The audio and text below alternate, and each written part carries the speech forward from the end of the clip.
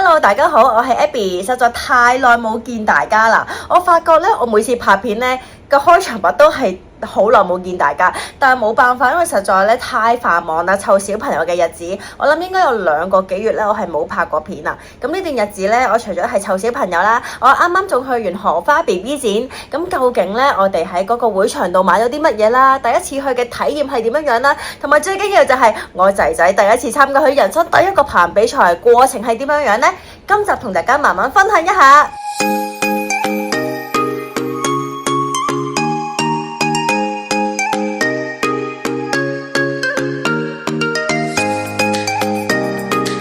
荷花 BB 展咧，一年咧就會搞2次。咁第一次咧就會喺暑假嘅檔期，大概係7月尾8月頭啦。第二次咧就會喺2月嘅。咁因為上年咧我就陀 BB 啦喺英國，咁就冇辦法去到荷花 BB 展嗰度買一啲即係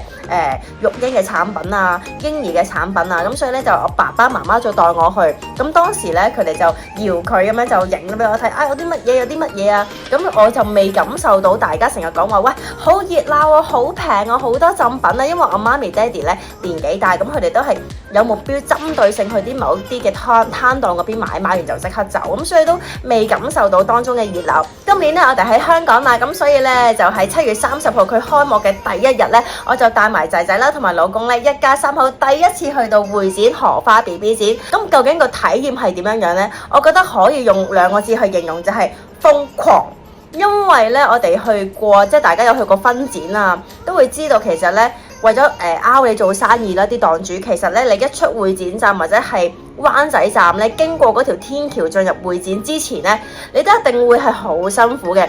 因為咧，你會不停俾一啲做生意嘅人咧去勾搭你啦，去截停你啦，介紹佢哋啦，就話喂，我有啲好平嘅優惠啊，要唔要睇下？喂，我有免費嘅入場券喎，不如你過嚟，我帶你入場再坐低慢慢傾啦咁樣樣。咁我以為呢件事咧只會發生喺分展啦，因為個個都好想拗到生意啦。但我冇諗過原來 BB 展咧個情況係更加嚴峻啦。咁話說咧，我同我老公同埋我仔仔啦，咁喺開幕嘅第一日咧，咁我哋都大概因為荷花 BB 展開10點，我哋大概11點幾就到啦。因為我哋想早啲去咧，第一日同埋因為係閒日啦，就諗住會行得舒服啲啦，因為始終帶埋 BB。哇！真係冇諗過一行出去地鐵站，會展嘅地鐵站，經過嗰條天橋咧，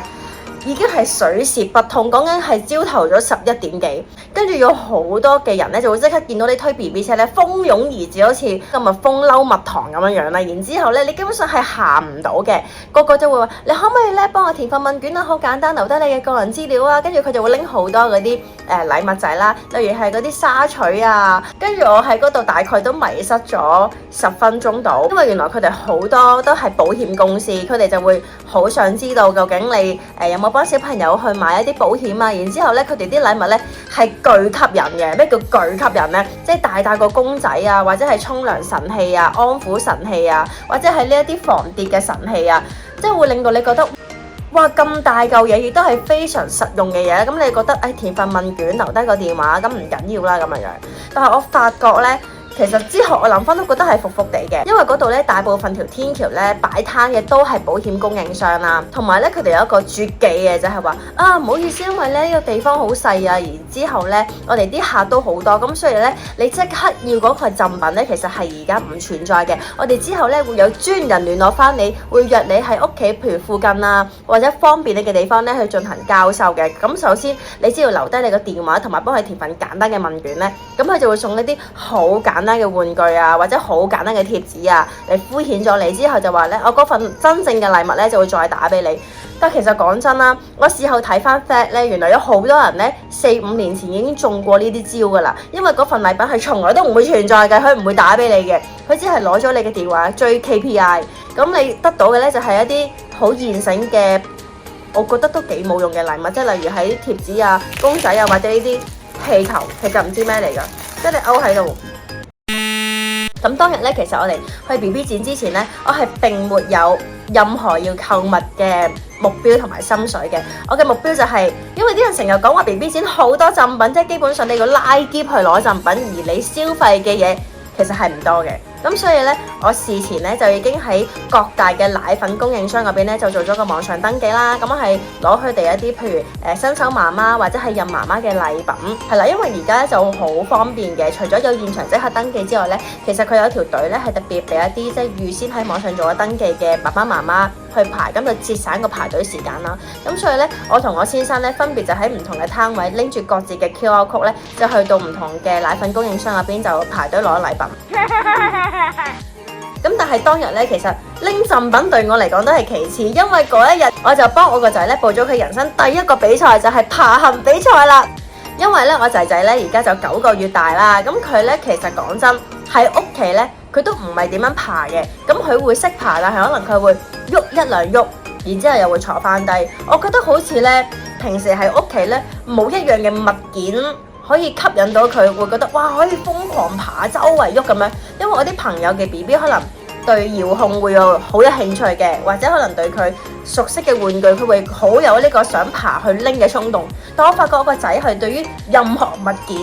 都係冇興趣嘅。Oh my god！或者可能有興趣嘅只係講緊嗰1-2分鐘，跟住之後呢，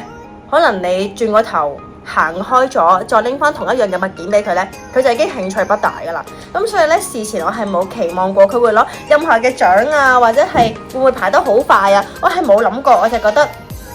俾佢見識下呢個世界啦，志在參與一下啦，開心一下啦。但係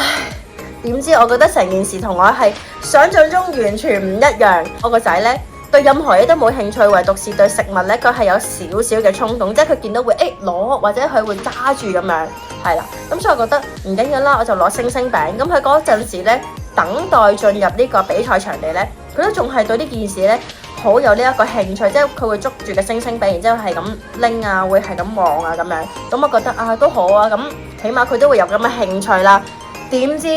入到去真正嘅場地起跑線嘅時候呢，個 MC 就話啦，因為呢時間呢就係2分鐘之內呢，你就要由起點爬到去終點啦。我仔仔喺5號線，隔離係一個好靚嘅 BB 女，我諗佢個樣呢有啲似日本妹妹啦。咁佢就喺6號線。當個 BB 一響嘅時候，其他起跑線嘅小朋友已經即刻哇嘣嘣嘣嘣咁跑馬咁樣，一馬當先就即刻衝，唯獨是呢，我個仔同埋6號線嘅 BB 女呢，大家真係穩如泰山坐喺度呢，直情好似呢黐咗萬能膠咁啊，個屁屁唔喐嘅。咁人哋個媽媽呢，就拎個沙錘好大聲咁樣，喂，快啲行啦，快啲行啦！個 BB 女就係咁望住個沙錘，而我個仔就係咁望住人哋個女。唉，跟住我直情拎住個星星餅，因為佢食物啦，又唔可以開口啦，我只可以咁樣熬佢，令到佢有啲聲音呢，令到我個仔起碼，喂，你摸下啦，阿媽喺度啊，你摸下我啦，餅喺度。佢完全係唔望嘅，一眼都唔望，係咁望住人哋隔離個女。跟住嗰一刻呢，比賽嘅時間已經去咗一半啦，即係得翻1分鐘。佢哋兩個仍然都係呢坐喺度喐都唔喐。咁我同個媽媽呢，嗰一刻真係好無奈，因為我哋真係用盡九牛二虎之力，不停去到引佢哋啊、望啊咁樣。但係佢哋2位 BB 呢，都係唔 show 我哋2個阿媽。咁我哋2個阿媽呢，就唯有眼神對望咗一下，就嘆氣咗一聲。咁個比賽亦都喺呢個時間呢，就結束咗啦。作為第一次去 BB 展嘅我哋呢，真係覺得非常之開心同埋溫馨嘅回憶嚟嘅。即係連我老公咁唔中意行 exhibition 嘅人呢，佢都話：哇，其實 BB 展都真係幾好行喎。最緊要係咩啊？有好多好實用嘅贈品可以拎啊嘛。所以呢，對我哋嚟講呢，我哋係 highly recommend 呢各位即係準媽媽、爸爸或者係新手父母呢，都可以去一次荷花 BB 展，感受一下呢嗰種繁忙溫馨而且有好多贈品拎嘅魅力。我哋下次見，拜。